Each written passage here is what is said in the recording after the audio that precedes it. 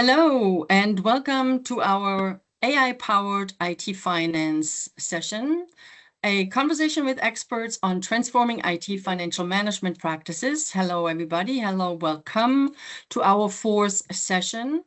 I have two wonderful individuals with me, two experts, which I will quickly introduce to you. First of all, my name is Eveline Oehrlich. I am the facilitator of this session. Basically, I get to ask the questions, and these two folks here with me are the experts that get to answer them. We have Nancy Braun with us, who is an expert in IT finance since many, many years and has a wealth of depth and breadth in her drawers, I'll say. And then we have Dr. Alexander Becker, who is our COO at ServiceWare. He is mostly in charge of, strategy around this topic, but also works with our clients and our advisors and consultants on this topic with also a lot of knowledge and background. I have done some work in this topic area as an analyst in my previous life, but today I am actually, like I said, the guide through our conversation. Our session today is all about a use case, which we have discussed in our previous session at a very, very high level. And the use case is actually around forecasting and how do we actually do forecasting with the help of AI. And I know, Nancy, you actually picked this one and you have some passion around that. Would you share that with us? Sure. Well, I think that, first, forecasting is something that everybody in IT finance is familiar with. Cost modeling can be a niche group of people in IT finance, but forecasting touches everybody across most of IT. So it's universally understood. But today, what happens in most organizations is a budget's created, and then activity happens. IT operates, the business operates, and money is spent. And at the end of a month, or in some organizations, even at the end of a quarter, they go back and they look at the variance between what I spent and what I thought I was going to spend, and why is that different? And when I look forward for the next month or the next quarter, is there anything different that I want to say now? So I thought this project was going to start in April, but it looks like it's going to start in June, right? And so shifting some stuff around. But it is very much a backwards looking process. It's driven by history rather than projecting forward and modeling what could happen. And it's very much limited in the look forward to the things that people tell you. And, a lot of times you talk to people and they talk about the IT forecast and they're like, well, I don't know what the business is going to do, or I don't know how this is going to change. So, here, I put these numbers down, but we'll explain the variance later if we need to. And there are better ways to do that. And corporate finance already is much better at doing this than IT finance is. And having that FP&A mindset and really doing true modeling and true forecasting through those models and simulations could make us a whole lot smarter about how and why we need to spend money to bring value to the business.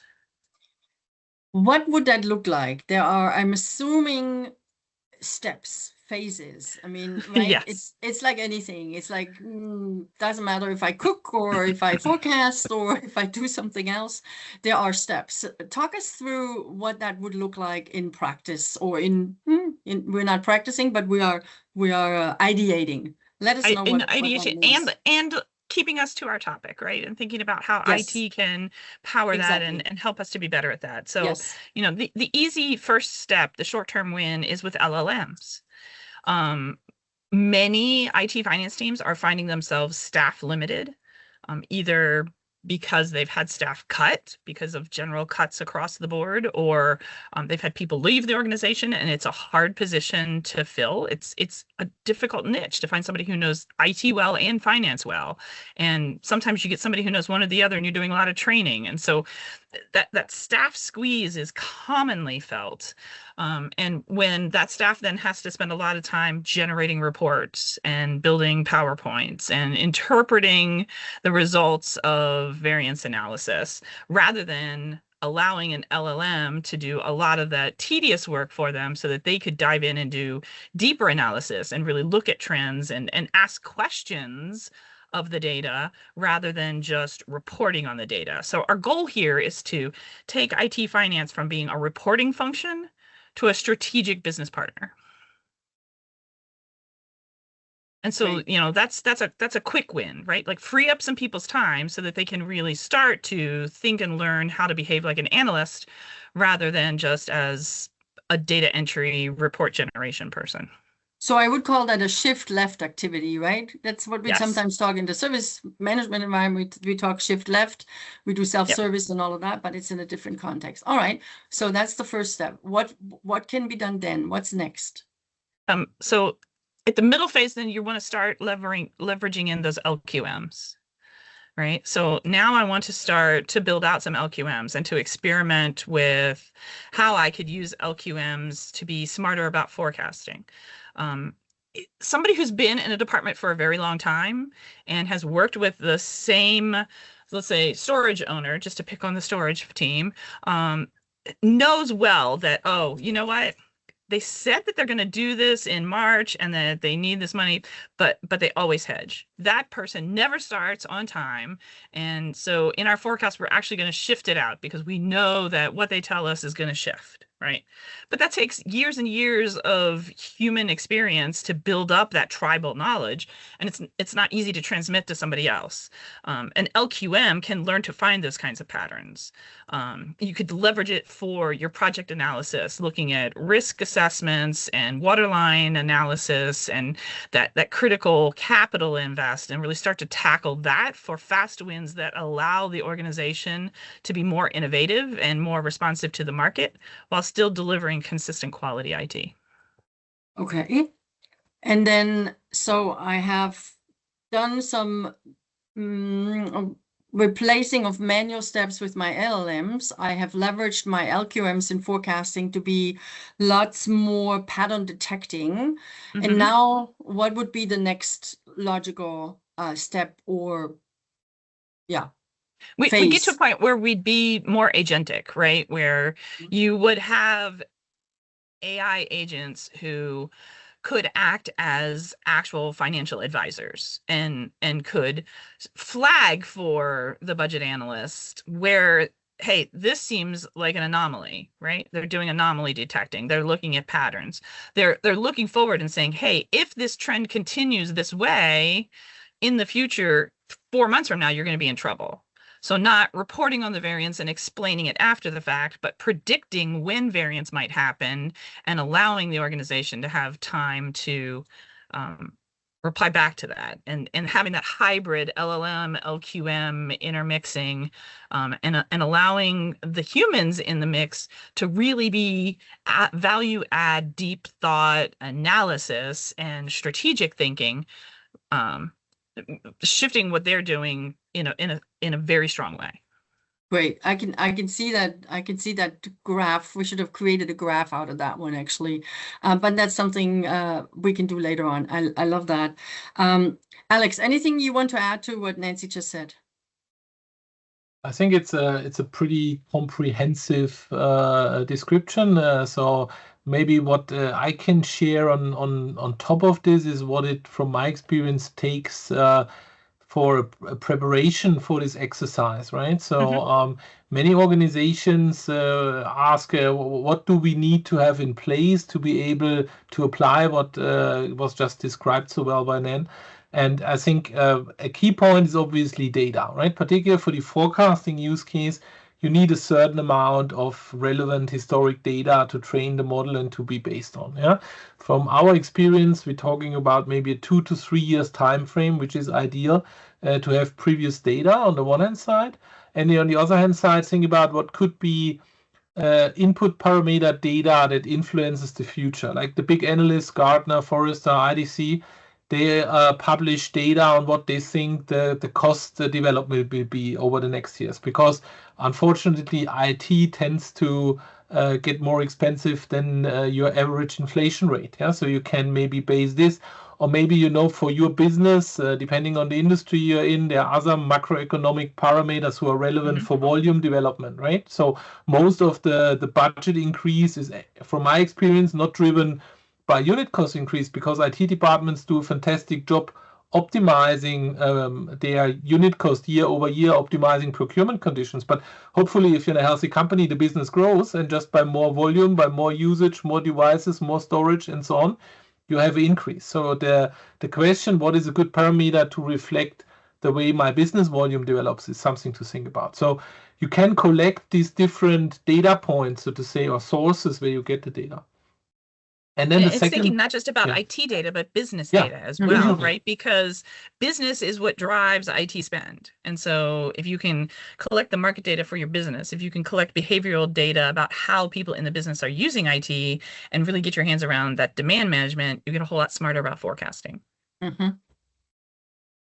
And then you should not underestimate that it takes quite a while of training and education. And I'm not only talking hard skills, obviously getting people familiarized with how to apply AI toolkits and models, but also a mindset training and discussion. So when we first went to market with our forecasting feature at ServiceWare, interestingly, it was not very positively received by clients, because if you run a forecast on day one and you run it again on day two, if it's AI based, guess what? You get different, slightly different, but different outcomes. Yeah, and it scares sometimes, and can understand, particularly financial controllers who like to have everything under control, as the job description says.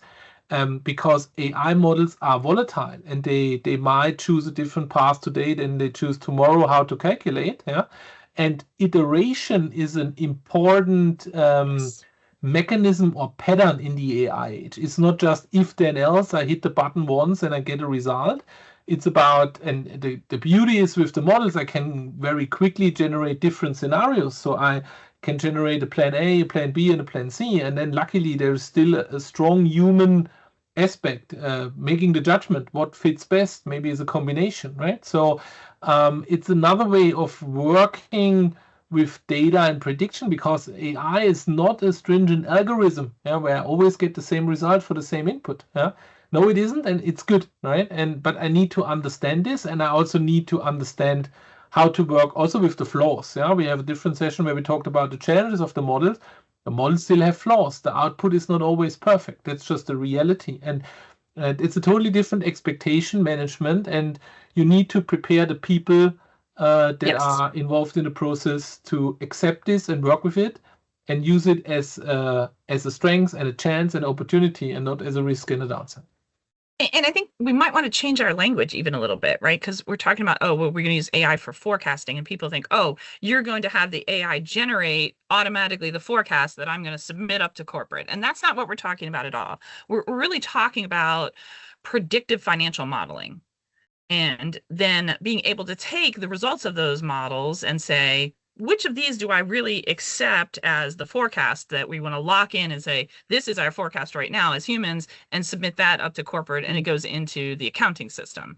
But it's short-circuiting a lot of the conversations and what ifs, and, oh, wait, we forgot to go ask Joe if he's going to do this thing, right? Like, it allows you to run multiple scenarios and predictively forecast, and you might get 7 different outputs. And understanding what the input parameters are, you can choose what combination of those you want to submit as your official forecast.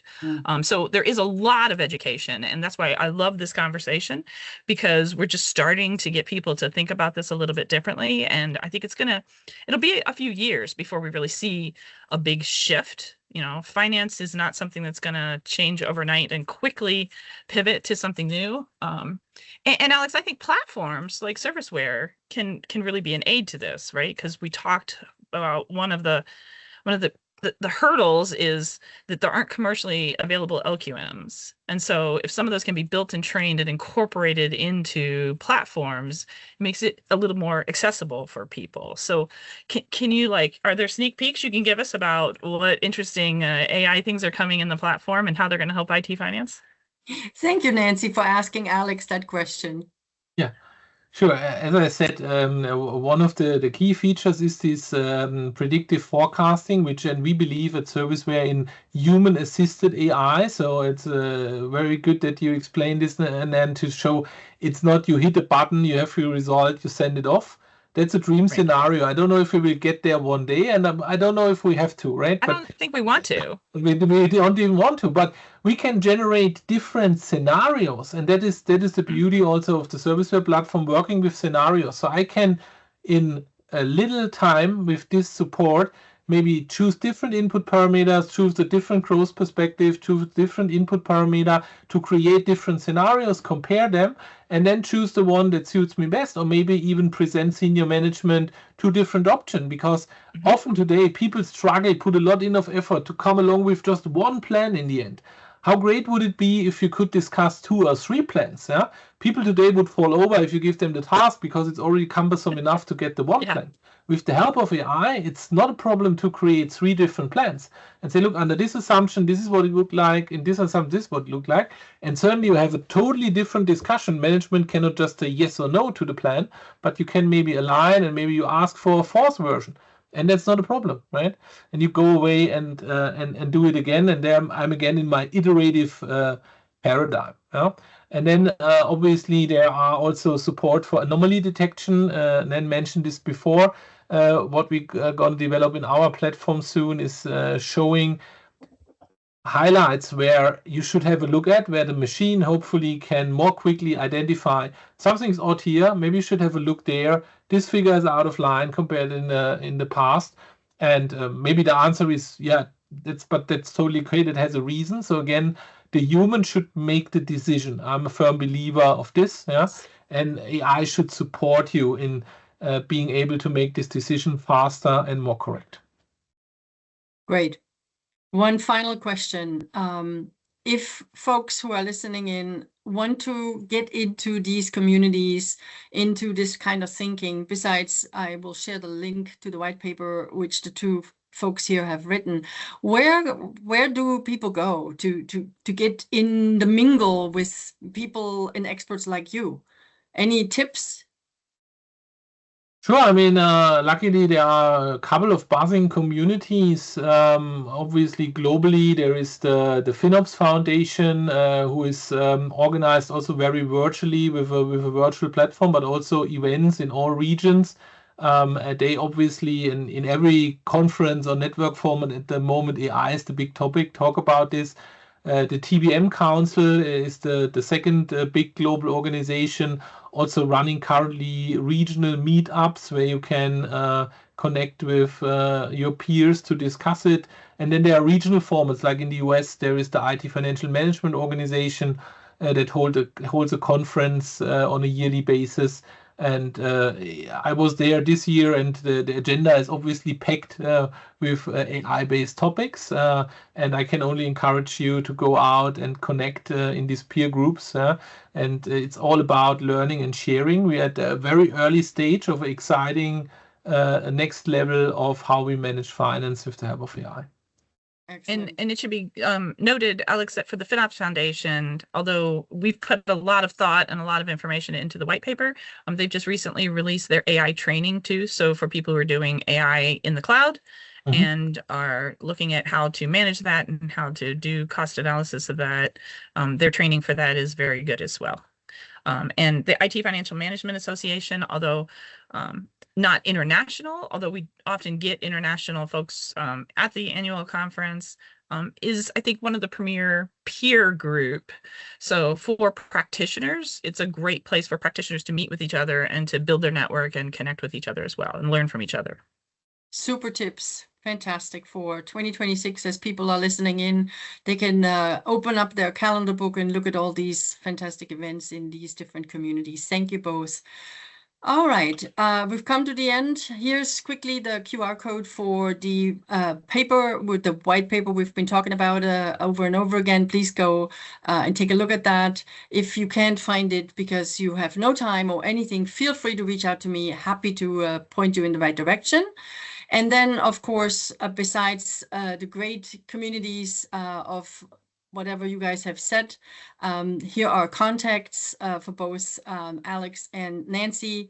This was a great session. I really did myself, of course, learned a lot, but I want to quickly summarize because I think it's important. So True, of course, there's many other use cases, but forecasting is one absolutely to take a look at and think through and what that could be, because it shifts left at the same time. It really changes who IT finance can be. I love that point, Nancy, on the become actually valuable and strategic rather than, I won't say that word, and then watching out for data and watching out for what is there, having a good perspective, both connecting data and knowing what your data looks like, and then training and education, not just in terms of what is LLM and LQMs, but truly understanding what does that mean when you train your models, and how do you actually do that so you don't get worse things than what you actually put in. So I think those are really, really good.